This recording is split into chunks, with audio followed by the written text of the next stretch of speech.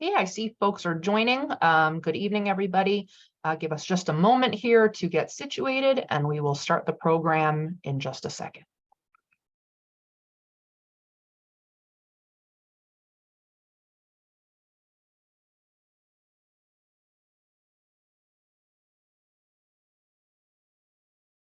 Okay, Trustee White, the floor is yours.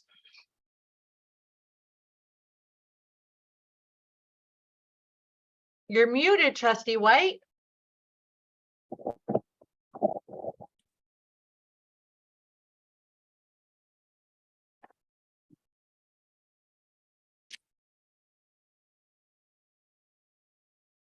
Dana, you're still muted. Dana, you're muted. Hello. Sorry. I'm That's having a okay. bad tech day. I don't even know how I made it here. So this is the second part of our Spring on Main focus, and this is for our downtown revitalization process. This, if you're here and you're watching, you should be pleased with yourself because you are actually part of history here. Because we have a pretty good shot at solving a problem that we've had since the late 70s. And that is what to do with the lots that the village owns that were demolished and were supposed to have been rebuilt, but weren't for a variety of very strange reasons, some of them very strange. So I have watched in my 30 years I've lived here, a variety of efforts to bring ideas in front. I have found marketing materials where the village back in the 80s or 90s was, did a great brochure to play up the development possibilities. And I don't know, nothing took, something happened. But we actually have the opportunity here to get it done. So we're going to talk, this is very exciting because we're going to talk specifically about what a new building on the post office parking lot might look like, start to really think it out. So we issued an RFQ back in 2022 looking for a team that could help, turn these parking lots back into more usable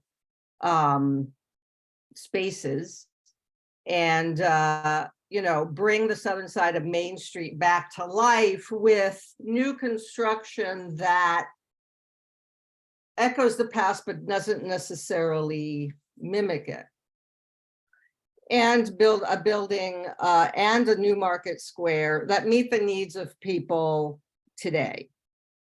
Now, we always knew community feedback was really important. The community didn't get a lot of feedback when those buildings came down. There were a lot of other things going on. There was the Hudson River Expressway. This was the 60s. People were upset. There's a lot of things going on, and this just it happened, and it happened late in the urban renewal cycle for a variety of reasons, most of them involving money.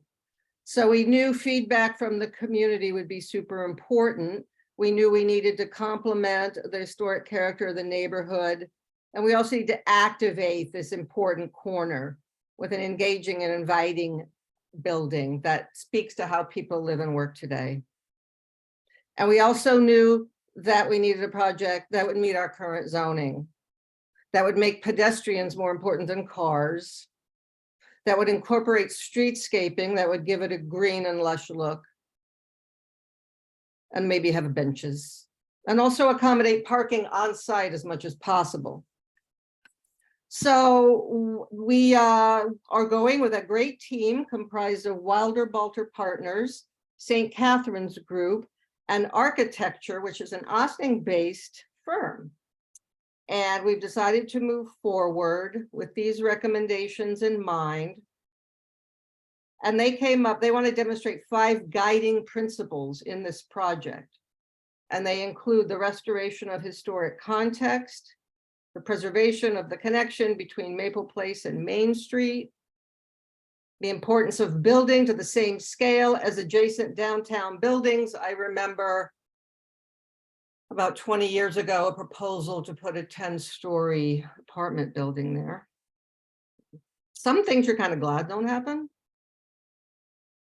And then also to promote an entrepreneurial spirit in new retail spaces, to create two sides of the street for a booming economic scene, and also to improve our public spaces.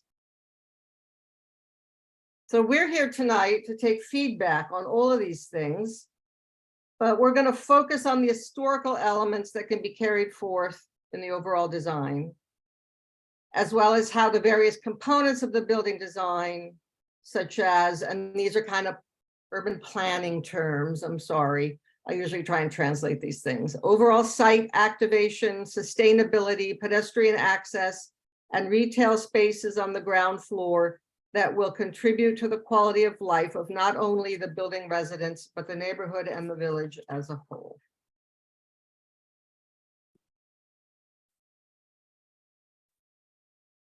So this is the tax map. I don't know, a map of downtown, Five Corners. Oh, there's the Olive Opera House right there. Market Square, the big yellow star, will remain village-owned space. This is going to remain public space, and it's going to become a bigger and better Market Square. However, these other stars, these other 4 lots, are the lots that are slated for development. So it's interesting, you know, we don't talk a lot about the building that used to be. We're going to talk mostly about this, right? Market Square, you know, had a building on it too, and we know the Fauché building was where the blue star is, the blue and green stars. But this was the Starling building. Can you see it?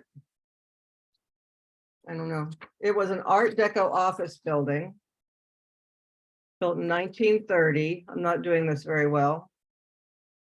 Very cool building. I wish I could do a better job of showing it to you. Up. So that was there, and it was really neat. You can kind of see it. It only stood for about 50 years. But that's not going to be built on again. That's not what we're looking at. We're going to keep that public space that is so important to this village right in the heart of it. But then these lots over here are 1.9 acres. A lot of it, as you see, is on Spring Street. Also, the urban renewal took down everything up until Hudson Pharmacy. There were buildings all along there. That's 4 parcels, about 1.9 acres.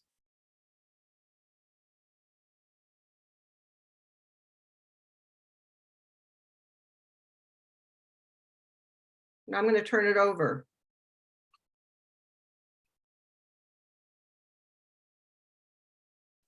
Thank you, Trustee White. My name is Michael Bellavino. I'm a proud Ossining resident. I have a son in the school district. My wife teaches in the school district. We shop and eat on Main Street. We go to the farmers market on weekends. We absolutely love our community.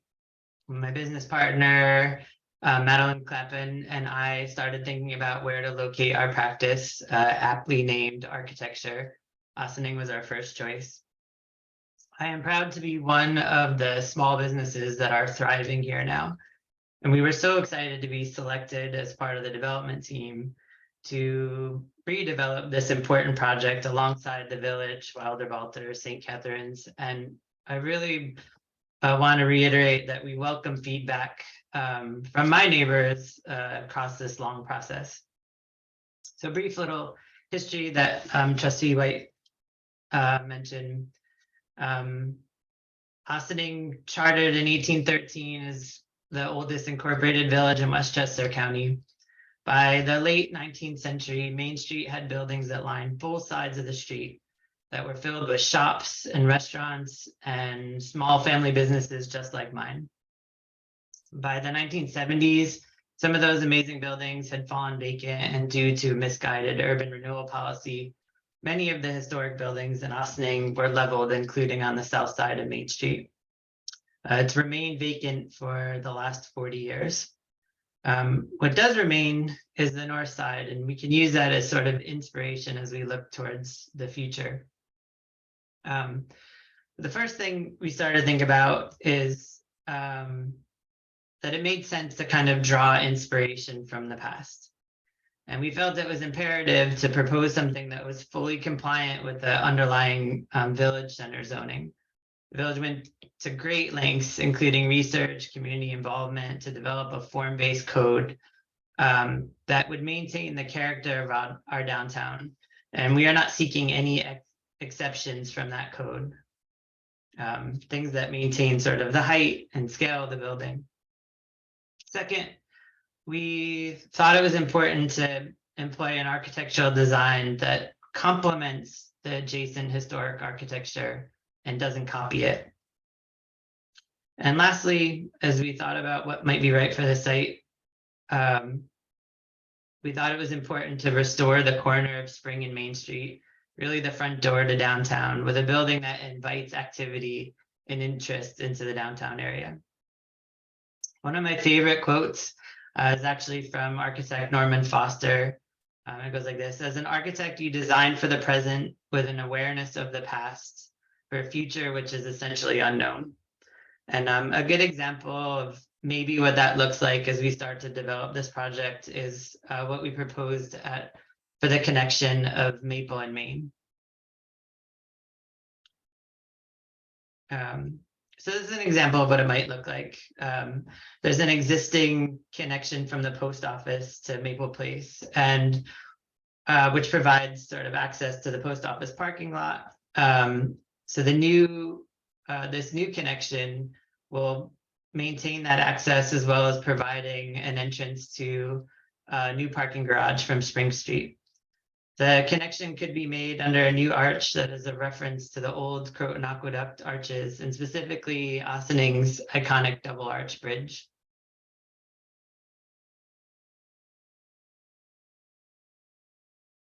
So this is a photo, if you wouldn't mind going back one.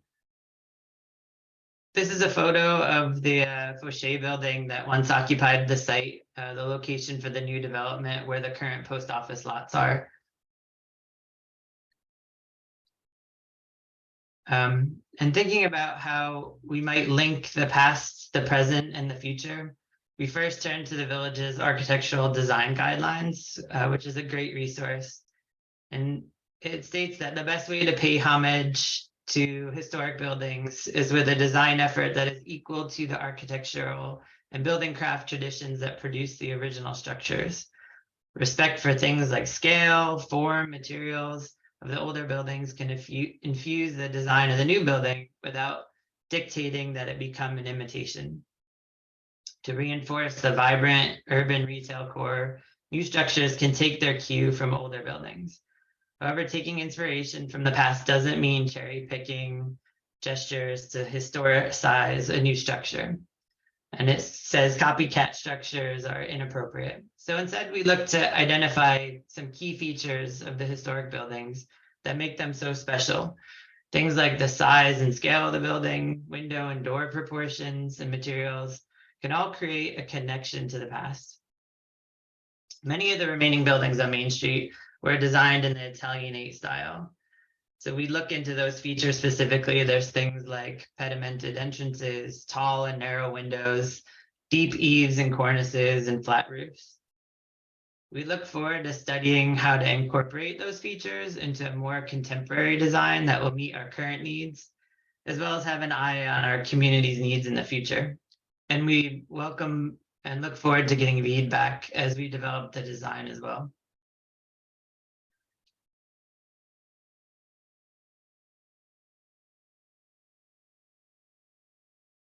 In terms of planning for the future, I think that the circulation and pedestrian experience is probably the most important consideration for the future development. The shape of the building and layout of the site has the ability to add and improve public space, create stronger and more efficient pedestrian and vehicular connections around the 5 corners, and maintain and expand the vibrant street life in downtown.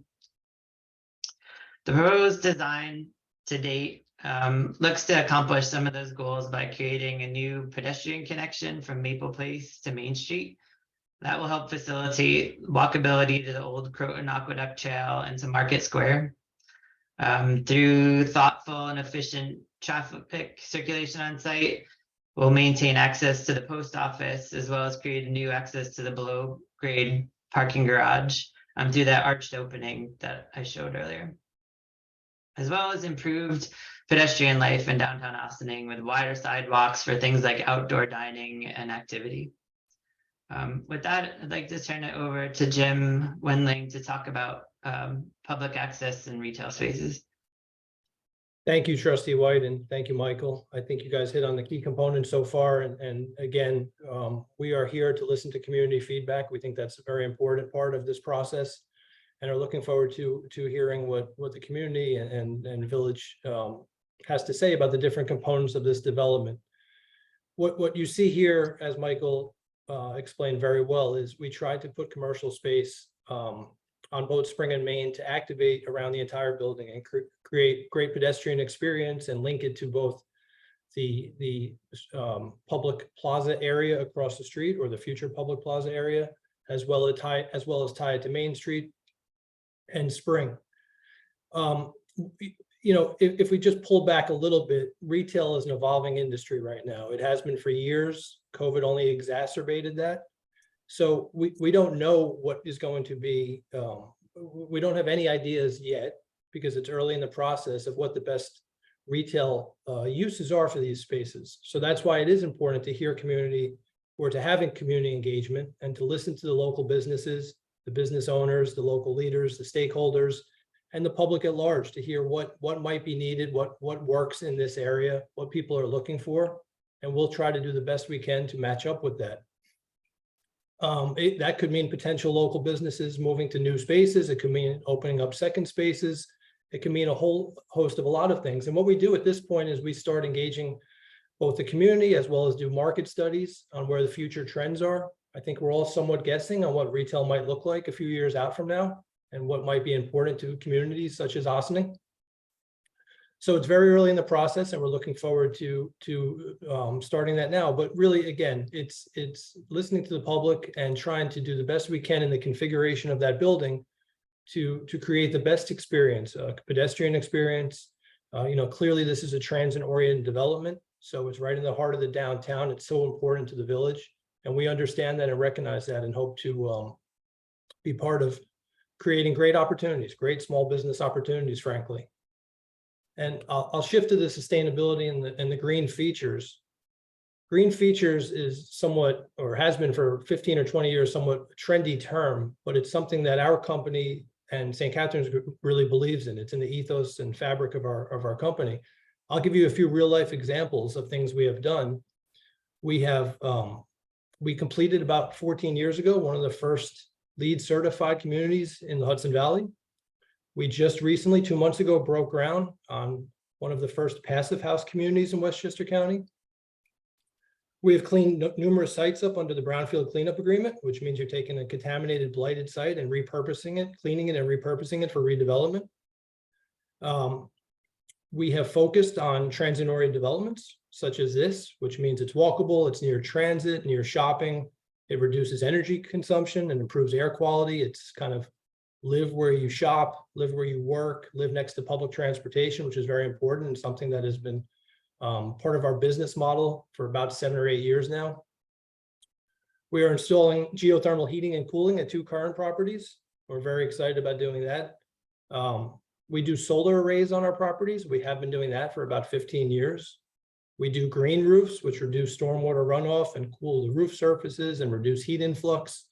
So those are real life practices. We have not started obviously designing this building, because again, this is just the public engagement process. We responded to the RFQ within the confines of what the village was looking for. But these are actual best practices that we're implementing or have already implemented. And then we just continue to focus on best practices. To do a passive house or to do a LEED certified building, you have to have tight envelopes, which means high quality insulation, high quality windows, air sealing, all verified by third-party testers, energy recovery systems, low flow water fixtures, Energy Star appliances, LED lighting. And what the goal of that is all just to create cleaner and safer homes. And again, that's something we believe in. It's not something that, you know, sounds nice for me to present. It's actually something that, you know, if people in the community wanted to see developments that we have built or are building, you would see these practices at those communities. It's an important part of our business model, and it's something we're definitely going to implement at this development as we go through the design process. And we're really looking forward to, as Trustee White said, and as the mayor has said, and the deputy mayor and the village board, hearing what the village has to say about our ideas for this site, and look forward to that. So, Trustee White, I will turn it over back to you. You. So what's next? So we were talking about feedback and how important that is. So we're going to talk about ways you can give us your feedback. And one of them is to come see us at the Ossining Farmers Market, and the Board of Trustees and staff and other folks will be there to talk to you about the DRI, to talk to you about our projects, and to get your feedback. And that'll be July 15th, which is this Saturday, I believe, August 12th, 19th, and 26th, and September 9th. The Board of Trustees will also lead, and this is exciting, walking tours of the downtown waterfront district, and they will start at the community center. So put on your hiking boots, and remember, downhill is the easy part. You have to come back up.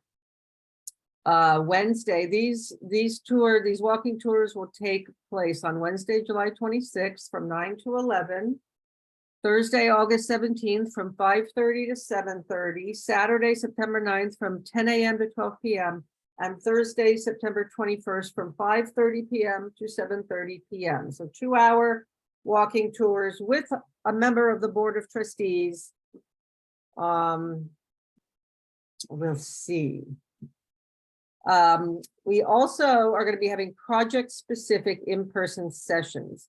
And the Board of Trustees, the staff, and the volunteers will conduct these in-person engagement sessions, and we'll let you know when those are going to be happening later. That's the place to get into the nitty-gritty.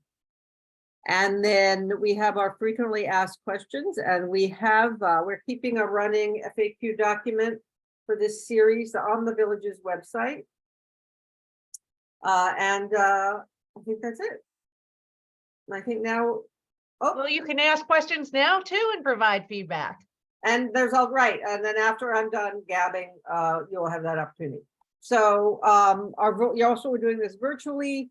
So Thursdays at 6 p.m. via Zoom. So we're well into this now. We are on our Spring on Main site part 2. And then we will have 2 left. Return on investment, which was where we get into money, which is always everybody's interested in that, on July 20th.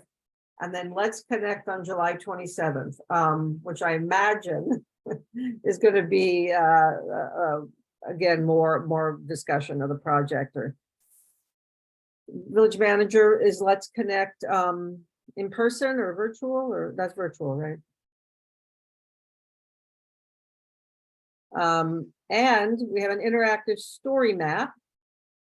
And this is also on our website. And it's a way to actually take, people look at all the projects going over the village. There's a lot of them. It's updated on a quarterly basis. You can look at it anywhere, anytime. And it's like, okay, so the multimodal transportation system, and then the community center, and that's kind of sequential, right? But, we just, we're working, almost kind of wrapping up our 5 Corners revamp. I think it's looking pretty good. So, stay engaged, because this is your village. This is, you're never going to have a better opportunity to be a part of what it looks and feels like in the future. So bring it.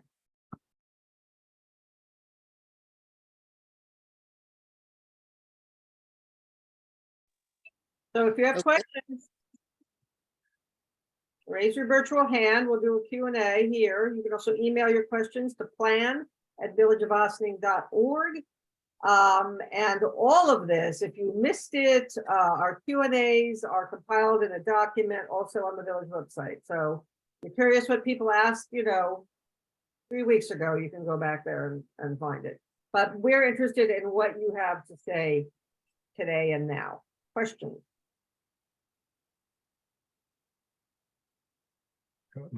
Dan, I'm not sure if you're done. I'm done. Okay, cool. Thank you. I just want to kind of say two things more or less. One, a point of clarification. Some of that stuff that Dana said, that at some point it was they were looking to do a 10-story high building in there. That's not 100% correct. There was a studies because I was part of the board at that time as well. There were studies, massing studies, that we did a concept of a volume metric of what it could be in there. And at the end of the study, there was 3 sort of options, and none of those options were 10 stories high. It was Stand corrected, thank you. so I just want to make sure that as a point of clarification. The other one is that I wanted to say to Michael that I'm sort of a little disappointed because you said something to me, or you said to the board in one of your presentations that you wanted to bring sort of the Renaissance back. And I love that phrase because I think that's something that is characteristic to our community. Bringing that building back and putting something like this in our downtown, bringing some of that character, the Renaissance character to what we have. I mean, the village has been on the news, the best village to be. We've been pretty much on some of the most historic buildings that we have in our downtown as well. So it's something that is I'm very excited. Obviously, on this, and like Dana said, you know, the 5 corners, sort of 4-point intersections, and it's coming along. It's going to be a long process. When I say that is a long process, because there's other points that have to happen before we get to that level. And I think that's the more exciting part is the coordination. And I'm going to ask Maddie, I'm going to sort of put her in the spot again, as always. The historic map, is that working? I know there was a couple things in there a couple weeks back when I asked that question. There was, I don't want to say glitches, it was just not working properly on some of the stuff. Was that corrected? Right, Yes. so it is working. So Okay. basically what you have to do is click on each of the subsections to see the project that fall into that subsection. So if, for example, you're looking for the community center, you would have to go to the recreation facilities tab to find it. And then as an additional point, when Trustee White mentioned that it's being updated quarterly, we actually have a calendar reminder to make sure that on the 28th, the 29th, the 30th of each month, that information is being updated by the planning firm that we're consulting with on this project. So we did make a couple of changes going into June 30th, but everything else is pretty much status quo, but we're hoping to have quite a few updates for the September iteration once we start getting a little bit more traction on some of our DRI projects. Great, thank you. And just again, just a point of clarification at this point, and anybody can correct me from staff or from the board. This is, you know, we specifically, we wanted to make this sort of like a 3-part series of our downtown in a way. That doesn't mean the engagement is going to stop, you know, of this particular project, because I believe part of what request was that it will be a separate within itself project that sort of, I don't want to say stands alone, but more like the information be provided as a separate project as we move forward with the next steps as well. So just because we are ending next week, for argument's sake, the part 3 of this, that doesn't mean we're not going to talk about this particular project for the next few months. You know, we want the community to be engaged. We want the community feedback and some stuff. And with the understanding and some of the caveats, obviously, when we send out the RFQ, that we already had feedback from the community. You know, and that's what some of the elements were a response of the RFQ, and that's what they are in front of us as, you know, selected developers for this particular project. So it's not like we're going to be changing a lot of stuff, but I'm sure we're going to be able to modify and complement a lot of the stuff that the community may want to see more than that maybe the vision that was 2 to 4 years ago, you know, whatever case may be. Thank you, Trustee Casada. That is absolutely right. And we'll be doing, as I think Trustee White said, a deeper dives, more granular input on all the separate, you know, all of the projects. But we do want to read, we do have one comment so far, but I encourage you all to make more comments. And this is from Brian Granhoff. And his ideas, he's suggesting for ideas for businesses for the new building. Healthy food restaurants, Whole Foods, health food store. Can there be public benches around the perimeter of the building? Jim, do you want to talk about how you're going to work to attract certain businesses and what kind of public amenities we can have around the building? Yeah, we definitely foresee benches around the building and intertwining the publics with the community at large. So creating seating areas and landscaping and hardscaping it so it benefits not only the future tenants of the building, but also the local community at large. And again, as it gets down to actual space, actual uses in the retail spaces, right now we just have blocks of space. Supermarkets, Whole Foods is everyone's holy grail. Everyone's looking for that. The one issue most people deal with in multifamily sites with Whole Foods is the just, the square footage allotment, but that doesn't mean smaller supermarkets aren't possible. It's something that would be a great benefit to not only the community, but again, the tenants above. So yeah, we will do a wide combing of the market as we go through this process, and again, work with brokers and work with market studies to see what is doable and what makes sense and what would fit in well with the community. Again, early in the process, but we're looking forward to doing a deep dive on this.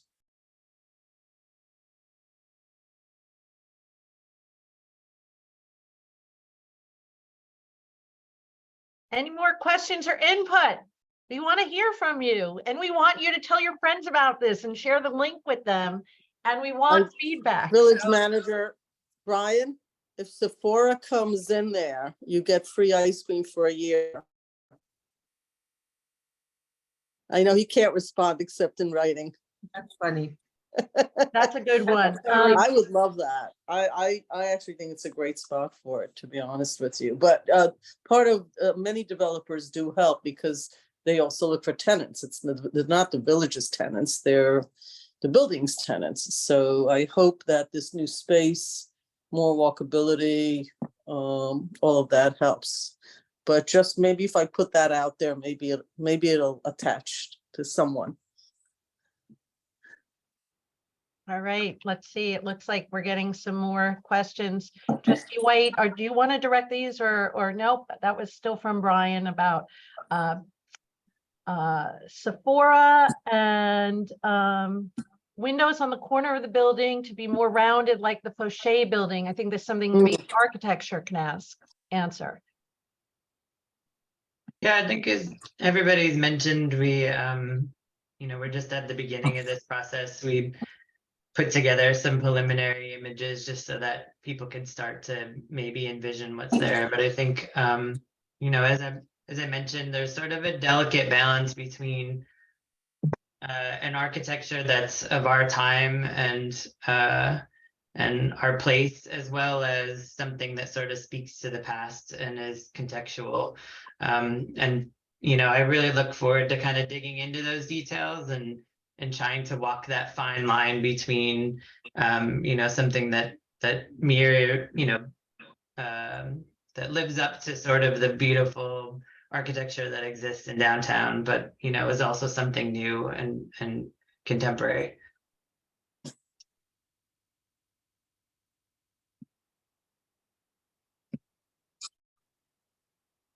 Anybody have any questions about any other aspect of this? Any thoughts about Market Square? Those two projects would probably happen around with each other. They would be connected.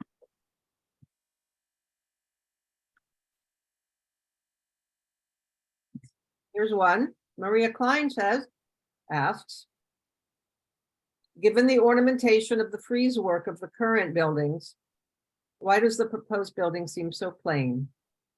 From John. Yes, again, I think it's a great question and kind of in line with my last response. I don't want to repeat myself, but I think, we're just sort of early in the process. Like those buildings took years to design and build, and we're just at sort of step one. I think there's an opportunity to kind of give them more character and life, but to not copy what's there. I'll just add that we didn't want to come in with an overly detailed building because this input is important to hear what the community wants and we weigh both, what works well on the site with what the community, with the feedback that we get. So if we came with a building that was highly detailed right now, it wouldn't, I don't think it would present as many opportunities for the public to comment and to discuss what they would like to see there. So that is something that we did almost, not almost, we did it on purpose. I think- Yeah, I believe that what you're seeing right now is a concept of a footprint of a relative size of what the building would be. The ornamental stuff is something that we could always discuss. It's not, what you're seeing is not going to be the end product, most likely. It's just giving you a basic concept of the size and a basic outline of what it would look like. That's Yeah, size, scale, configuration. Exactly. Thank you. That's the idea. What's gonna feel like to have a structure like that there? Yeah, and just to piggyback on all those things, and this is a process where they're going to go in front of the architectural review board. My ask from the beginning, from way back, is obviously to have the HPC suggest or at least overseeing some of the components so they can have some feedback. I know for a fact, obviously, because I was an HPC, and I know Dana, you are an HPC. This does not fall under the the landmark portion that we have in our downtown. Is actually away from that. But my always, and I believe there's a section on our zoning right now that it needs to be complemented, and is obviously part of the overlay. So there's a process. So it's one of the things that I learned many years ago is like, you don't want to copy what is there, you want to complement things. And I think that's what Michael was trying to say. You want to complement the history of our downtown. You don't want to copy the history of what we have in there. It will never be the same. And it will look like it will look like a poor copy, you know what I mean? Like it's, the way things are built now is so different, right? So Claudia Mausner says, thank you for the broad stroke explanation. And but we are dealing with broad strokes here. So it would be marvelous to see your conceptual guidelines in writing or visuals so public can better understand the thought process moving forward. My conceptual guidelines, what is that a reference to?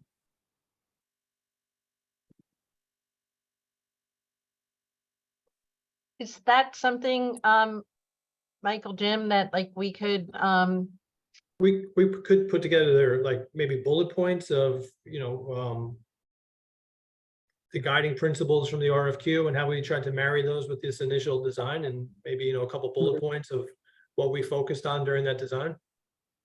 And then, we can give it to Maddie for posting on the village website. yeah, we can post it and push it out and put it in with the FAQs. Okay. And then we can also, as we will be summarizing information from these things and coming back with updates based on incorporating the concepts that we've, people have written in and called in and spoken about. So that would be very helpful. Thank you, Jim. Okay, and I'll just reiterate, we responded as outlined in the RFQ with a zoning compliant plan. So the configuration that you see and the height that you see and the scale that you see is compliant with the current underlining zoning. Okay, great. Maria Klein says she loves the archway to the parking, and Claudia Mausner likes the arch concept as well. So that's, and she says it seems essential to connect the building with Market Square changes. Who is in charge of Market Square? Is it a different firm, different timing? So, Trustee White, would you like me to answer that? I would love you to answer that. Thank you. So Market Square is ultimately, will remain in the ownership of the village. We will be doing a separate RFP for the design of Market Square. And I believe that the developer for this project has suggested some people who might like to respond to that, who they've worked with successfully. So they will be responding, I believe, and we'll see who else responds. But whoever we work with for the design will be we are looking for a firm that really focuses on outdoor space, on being able to work with a community like Austin, because we will be having more substantive conversations about what that outdoor space looks like. And will also be coordinating very closely with the developer, because we do see that the interconnection of these two properties is important. It's a really important consideration. In a lot of ways, the Market Square becomes an amenity, not only for Ossining as a whole and visitors to Ossining, but also for people who will be living at this building as well as residents of other buildings right along Main Street and Spring Street. So we're really excited to marry these two projects, but we are looking for a design experts and consultants who really do outdoor spaces specifically, and we have gotten some good recommendations from Jim and Bill and others. So we're hoping that they will apply when we issue the design RFP. I'll also add that our new placemaking committee was named last night, was appointed, so they are now 11 strong, and I think that, you know, we have some folks on there who actually do this for a living and are experts on it, so we're also hoping to bring some thoughts to Market Square to make it creative and fun too. So family friendly.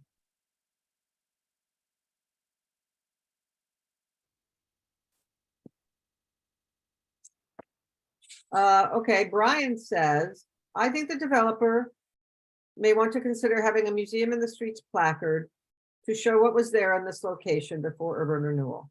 That's a good idea. Of course, we obviously have our museum in the streets, but I think it would be, and I've seen this elsewhere, a photo of what was there. And the earliest photos we have of that spot are from the 1850s, when it looked like like a little western town.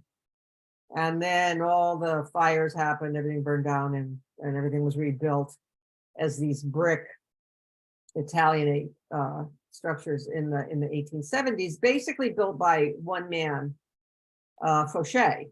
So he built Barney Fauché, and he had a nephew or a son or something on the board of trustees. And they pretty much, if that's why there's such a continuity of appearance in those buildings, that's my theory anyway. So it was quite, you know, it is quite a time capsule on that side. And of course, the challenge being, how do you recreate the other side in a way that doesn't overshadow it, that complements it, that naturally fits in with it, that feels organic, right? So that's the challenge. Our No, firm. I think, oh, I'm sorry. I just Go wanted to first. comment, Dana. Hi, everybody. I think what Brian, I don't know if he was going down this path, but it just sort of resonated with me in a different level. Museum in the Streets actually a program, but I think what might be suggested here, which I think is really cool, is using our geography and everything that we're doing to also educate about history. Once we change something or redo or enhance or even develop back to what it was, it's an opportunity to post something both digitally but also physically that says this is what, you know, the history of this spot, including what it looked like in 2023. And so people have a sense of living in a community. Oftentimes you walk by places, maybe there's a plaque that's 1 inch by 2 inches that tells you once here stood, you know, something, right? I think what's being suggested is, as we do this, whether it's a DPW site, whether it's community center, is to put some of these type of educational pieces. We just did that with the garden at the Richard Wishney Park, where we just put something about pollinator gardens, but just to plaque something so that it's there. And there's many ways to do that, which I actually think is sort of really cool, because it's a great way to educate about history without having to, like, you know, go on some special site or go to a presentation 30 years from now, but actually do it as we do things. I think that's, I mean, I heard it differently. So for me, it just sort of opened a window of creativity that says maybe we add that as something we just look at. I don't think it's expensive or anything. We're not expecting a developer to do it, but it would be cool to have on the corner where we're talking about to say, this is what it looked like before urban development, this is what it looked like after, and this is what it looked like in 2023 and then in 2026. You know, like the transformation, I think would be interesting to people. It ties you to your infrastructure, you know, emotionally. Anyway, just a thought. I'm adding my, as a citizen, I'm putting that in as my, as a thought to add to Brian's.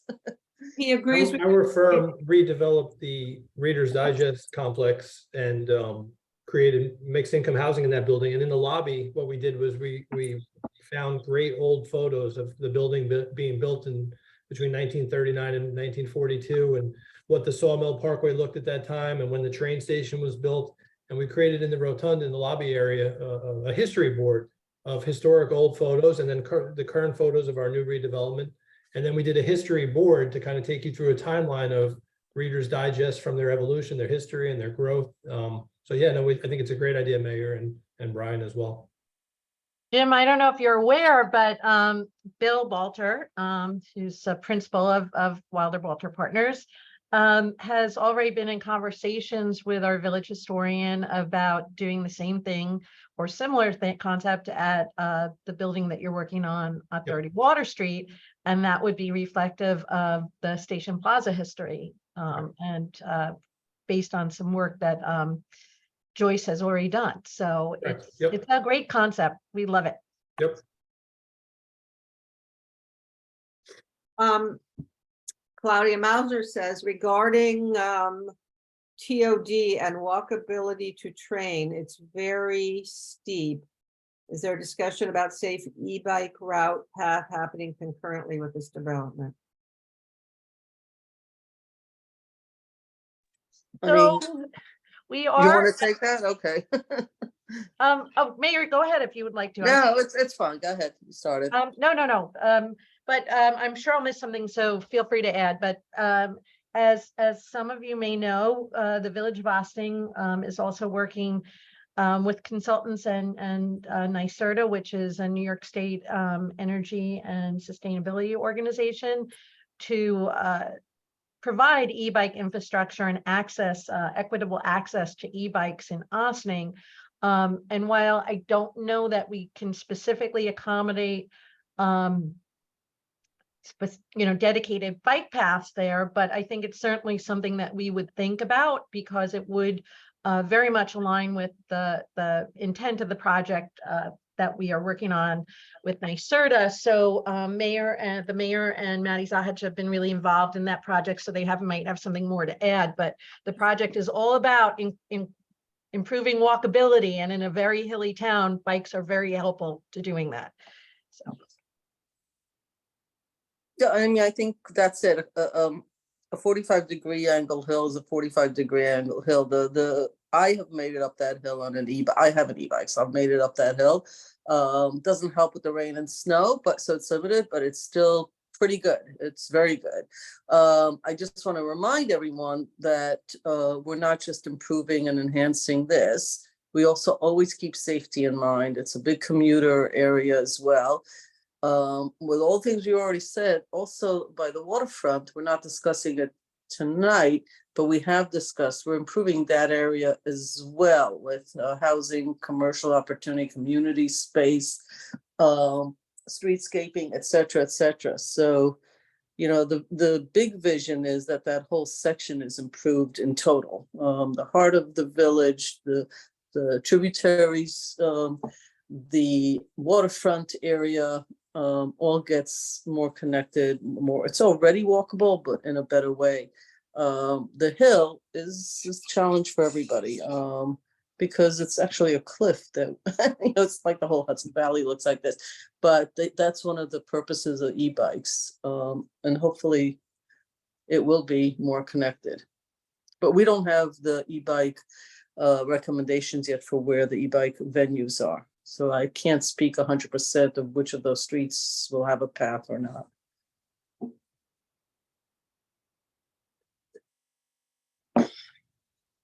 Okay.